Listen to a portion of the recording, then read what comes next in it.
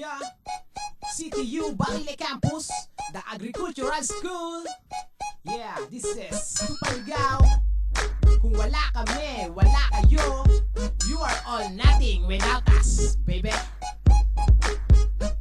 Kung wala kami, paano ng industriya? Kung wala ng agriculture, paano na kaya? Dadami na ang mga tao na mapapayat, kasi wala na nga pagkain na makakagat. Sa ating mesa, wala na tayong makikita. Kanin at ulam na kakainin sa umaga. Sariwang gatas na makukuha sa baka. Gulay at karne sa araw-araw ay kasama. Walang go, grow, and grow kung walang agriculture, oh no. Kung wala kami, wala kayo. Nagsasabi lang naman ako ng totoo. Kung wala kasi kami, walang magtatanim. Kung wala kasi kami, walang aanihin. Kung wala kasi kami, walang kakainin. Kung wala kasi kami, malaki ang problem. Kung wala kami, wala kayo. Kung walang agriculture, gutom kayo. Kung wala kami, wala kayo. Kung walang agriculture, patay kayo. Kung wala kami, wala kayo. Kung walang agriculture, gutom kayo. Kung wala kami, wala kayo. Kung walang agriculture, patay kayo. Maalala sa lahat ng mga colleges, huwag ninyong maliitin ang agriculturist. Oo, mababa nga kami sa tingin ng iba, pero kaya ko lagpasan abilidad niya. Kaya nyo ba ginagawa ng agriculturist? Magbilad sa araw kahit masira kutis. Ganyan kami magmahal kasi di kami selfish. Kami kasama ng lahat hanggang sa mag-finish. Paalala lang ulit kung kami ay wala. Makakakilos ba kayo sa inyong ginagawa?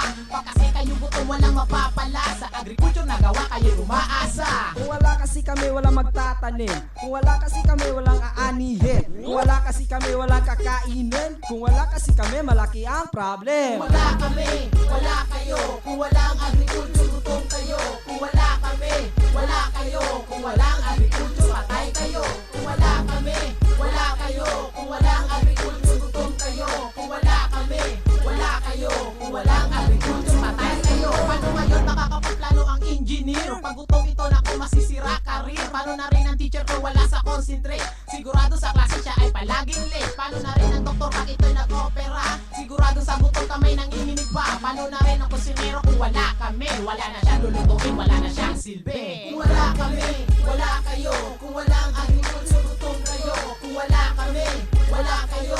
Kung walang agriculture, patay kayo. Kung wala kami, wala kayo. Kung walang agriculture, gutom kayo. Kung wala kami, wala kayo.